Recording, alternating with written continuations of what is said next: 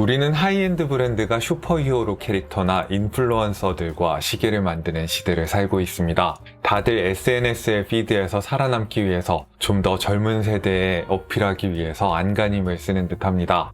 하지만 올해의 바쉐론 콘스탄틴은 고루해 보일지언정 스위스 시계의 맏형다운 위엄을 지키는 쪽을 택했습니다. 신라 호텔의 영빈관에서 지난 7월에 있었던 신제품 행사에서 바쉐론 콘스탄틴은 보다 적은 것을 의미하는 레스와 본질을 의미하는 이센셜이라는 단어를 합성해서 레센셜이라는 주제를 내세웠습니다. 워치메이킹에서 본질적이지 않은 것과 피상적인 것들은 다 덜어내고 아름다움에 섬세하고 단순한 본질에 집중하겠다는 메시지를 전한 것입니다. 바쉐론 콘스탄틴의 2023년 컬렉션과 하이라이트들을 원주영 패션 에디터님과 함께 취재를 해봤습니다.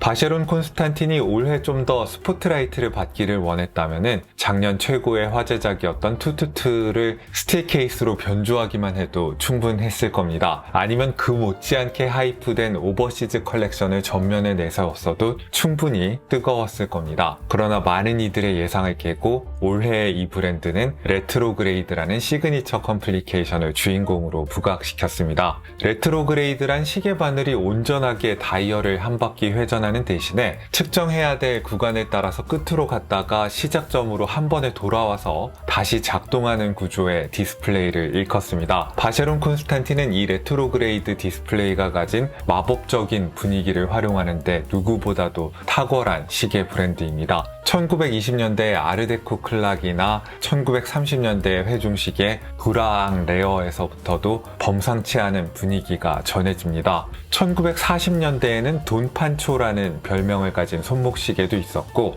1990년대에 등장해서 네오 빈티지 매니아들의 추앙을 받고 있는 메르카토르 같은 시계나 아날로그 저울같이 생긴 살타렐로 컬렉션도 주목할 만한 시계였습니다. 세계에서 가장 복잡한 시계라는 기록을 세운 57260 모델 번호를 가진 시계를 거쳐서 최근에 패트리모니 컬렉션에 이르기까지 바쉐론 콘스탄틴에는 전형적이지 않아서 더 멋진 레트로그레이드 모델들이 많았습니다. 올해에도 가장 힙하고 트렌디한 컬렉션과 가장 전통적인 컴플리케이션을 더하는 남다른 선택을 했습니다. 바로 블루 선버스트 레커 다이얼의 오버시즈를 레트로그레이드랑 문페이즈 컴플리케이션을 조합해서 선보인 건데요. 자신들이 제일 잘하는 방식으로 현재에 대응하겠다는 태도는 올해 선보인 다른 컬렉션에서도 확인이 됩니다. 제일 유행하는 색상을 사용하더라도 바쉐론 콘스탄틴다운 권위 있고 위험 있는 시계를 선보입니다. 가령 세븐 컬러는 가장 전형적인 패트리모니 컬렉션의 더블 레트로그레이드 레이아웃에 담아내고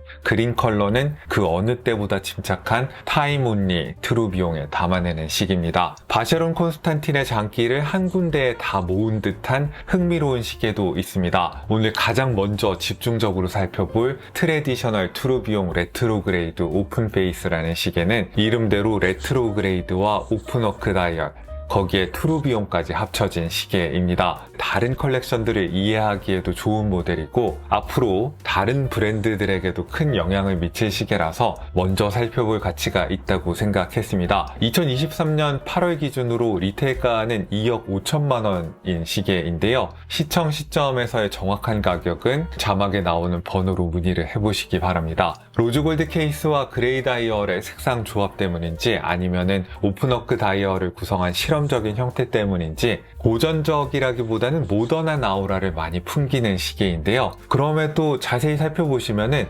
18세기부터 이어져 왔다는 트레디셔널 컬렉션의 아이코닉한 디자인 요소들이 그대로 남아 있습니다. 날카롭게 각이 져있는 18K 골드 소재의 도핀 렌즈라던가 정교한 바톤 형태의 골드 인덱스라던가 철도 모양의 챕터링으로 이루어진 다이얼이 그렇고요. 얇은 베젤과 입체적인 층으로 구성된 특유의 케이스 형태가 그렇습니다. 케이스의 직경은 41mm입니다. 드레스 시계라기에는 약간 큰 게 아닌가 할 수 있지만은 여러 가지 컴플리케이션을 넣은 시계치고는 적당한 사이즈라고 느껴집니다. 사실 고가의 컴플리케이션 시계들이 너무 크고 두꺼워져서 현실에서 찰 수 있을까 의문이 드는 시계가 되는 경우가 많습니다만은 이 모델 같은 경우에는 전혀 그렇지가 않습니다. 러그 트러그의 길이가 48mm를 간 넘는 정도이고 두께도 11.07mm로 손목에 올려봤을 때의 느낌은 꽤 컴팩트했습니다. 요즘 사파이어 크리스탈을 활용해서 만들어진 오픈워크 다이얼이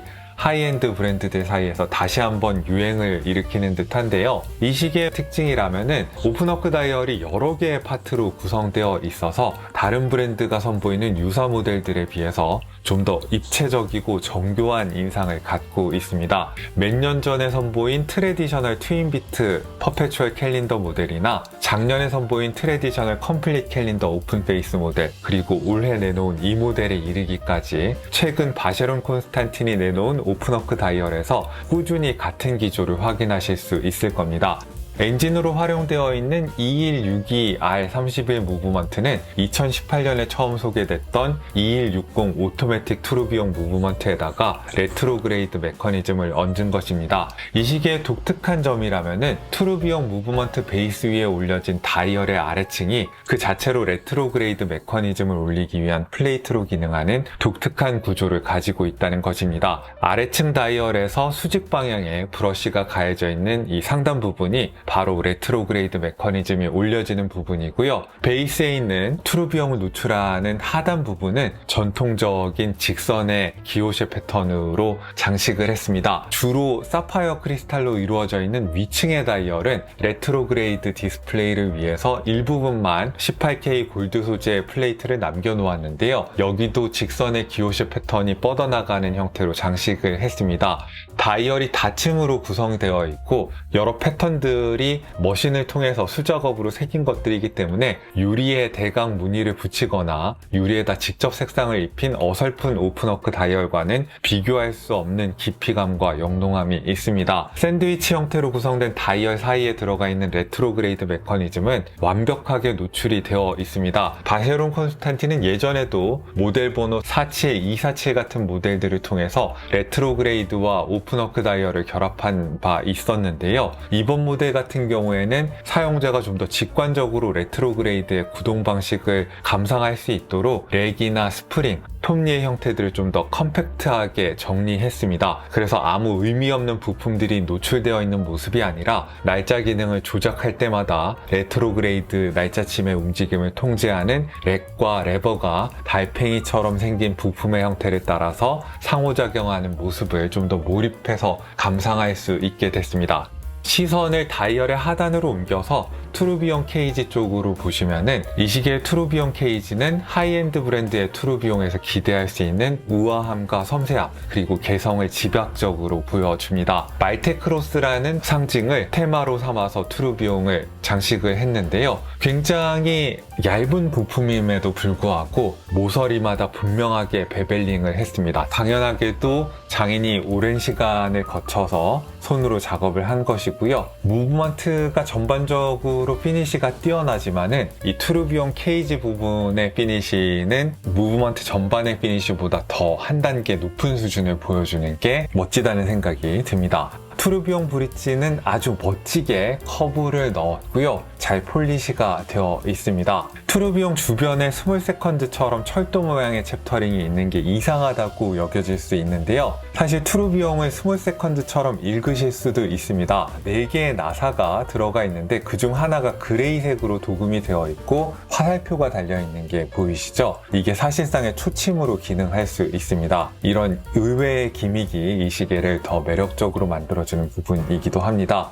이 가격대의 하이엔드 시계가 마땅히 그래야 하듯이 뒷면도 수려하게 아름답습니다. 2162R31 무브먼트는 직경이 31mm나 되기 때문에 큼직해서 더 볼맛이 있습니다. 무브먼트의 두께가 두껍지 않은데도 파워 리저브가 72시간까지 된다는 것도 멋집니다. 제네바시엘 인증을 받았으니만큼 객관적으로도 높은 기준에 따라서 데코레이션이 된 무브먼트이고요. 앞면에서만큼 수려하게 보이는 것은 아니지만은 투르비용 케이지 페이지도 잘 장식이 되어서 뒷면에서 감상을 하실 수도 있습니다. 코트드 제네브나 베벨링 그리고 카운터 싱크의 마감 같은 것들은 굉장히 전통적이고 전형적인 방식으로 장식이 되어 있습니다. 일반적인 장식이랑 다른 점이라면은 브릿지에 NAC 전해 처리를 해서 슬레이트 그레이 색상으로 입혀져 있다는 것입니다. 그래서 앞면과 마찬가지로 그레이와 골드 색상의 모던한 대비를 즐기실 수 있습니다. 이 시계의 두께가 얇은 건 무브먼트의 두께가 6.25mm 밖에 되지 않기 때문인데요. 이 두께를 가능하게 하는데 일조한 것이 22캐럿 골드 소재로 된 페리퍼럴 로터입니다. 가장자리로만 로터가 돌기 때문에 아름다운 무브먼트를 가리지 않는다는 것도 장점입니다. 오토매틱 와인딩 시스템이 기본 구조가 일본 시계에서 많이 보이던 매직 레버와 크게 다르지 않습니다. 로터가 움직일 때마다 집게처럼 생긴 와인딩 폴이 레치트 휠을 긁어주면서 메인 스프링을 감아주는 익숙한 모습을 수확대 시계에서도 볼 수 있다는 게 아주 재밌습니다. 매직 레버 시스템은 구조가 단순하고 역시 두께를 줄이는 데 이점이 있는 와인딩 시스템입니다.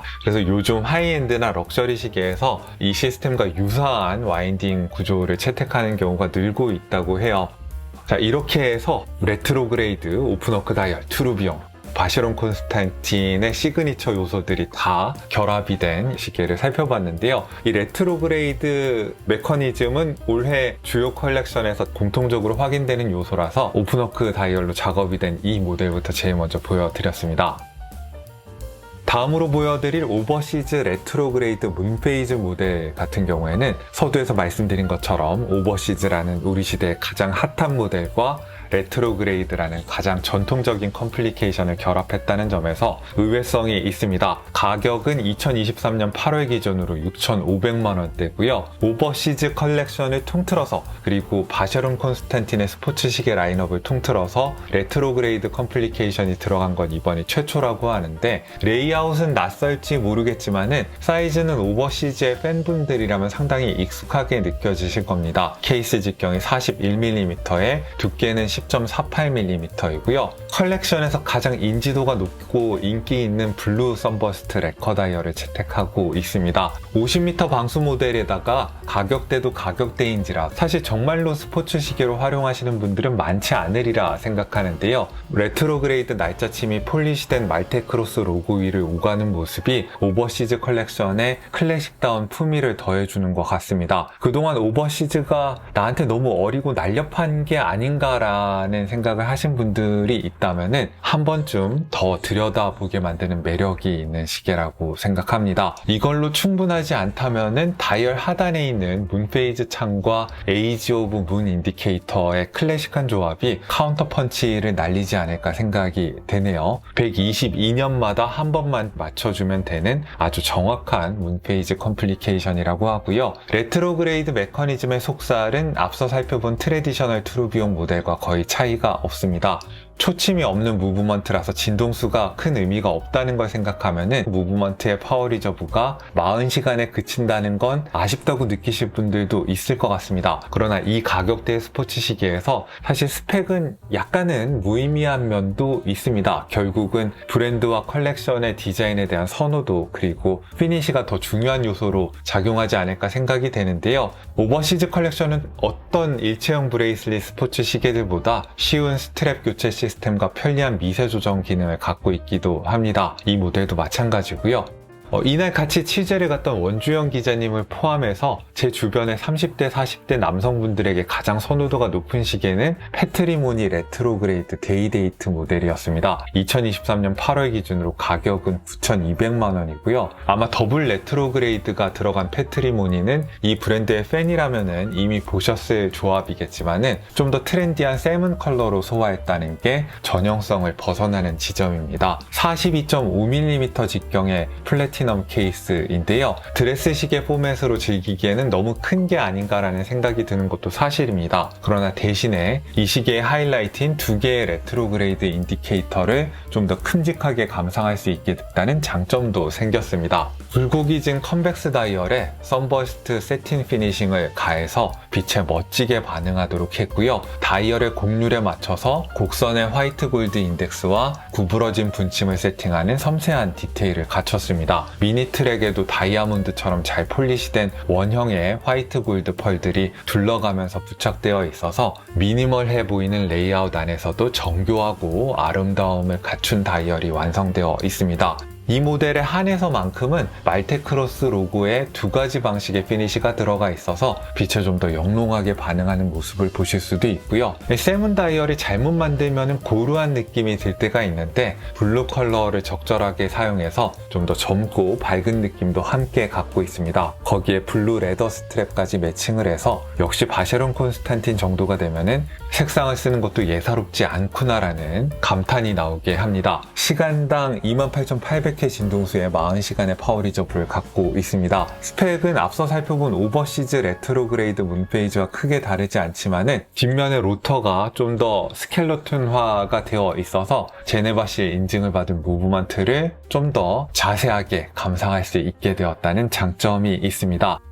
레트로그레이드 모델은 아니지만 상업적으로는 큰 성공이 예상되는 34.5mm의 오버시즈 3엔즈 모델도 스틸과 골드 케이스로 모두 선을 보였습니다. 41mm의 기존 오버시즈 모델이 크다고 느끼셨던 분들이 반가워할 만한 소식이 아닐까 싶고요. 가격은 개별적으로 문의해 보셔야 되는데 기존의 41mm 모델의 가격대를 크게 벗어나지 않을 걸로 예상이 됩니다. 좀 더 사이즈가 큰 시계를 선호하시는 분들은 42.5mm의 오버시즈 크로노그래프 모델을 좋아하실 것 같은데요. 이건 나온 지 좀 된 디자인이지만은 올해 팬더 모델 같은 새로운 색상들이 추가가 됐습니다. 150m의 스포츠 시계다운 방수 성능을 갖추고 있고 오토매틱 크로노그래프라는 점을 감안하면은 13.7mm의 두툼한 두께는 양해가 되는 면이 있습니다. 크라운이랑 푸셔까지 다 잠글 수 있다는 점도 멋집니다. 뒷면을 확인해 보면은 컬럼 휠까지 말테크로스 형태로 만들어진 게 멋지고요. 부동감은 이제까지 만져본 컬럼휠 크로노그래프 중에서도 가장 멋진 축에 속했습니다. 리테일가가 5,300만 원이니까 정말 갖고 싶긴 한데 당장 제가 장만한 예산보다는 아주 살짝 높긴 하네요. 오늘 살펴본 시계들이 다 좀 그렇긴 합니다. 자, 이렇게 해서 바쉐론 콘스탄틴의 2023년 하이라이트들을 살펴봤습니다. 동시대의 흐름과 트렌드에 발맞춰 나가면서도 기회에 대한 집착들을 놓지 않는 바쉐론 콘스탄틴의 하이엔드 워치메이킹의 자부심 잘 확인할 수 있는 그런 시간이었던 것 같습니다. 오늘도 여러분들께 유용한 정보가 됐기를 바라고요. 이상 여기는 생활인의 시계 채널, 저는 호스트 김생활이었습니다. 안녕히 계십시오.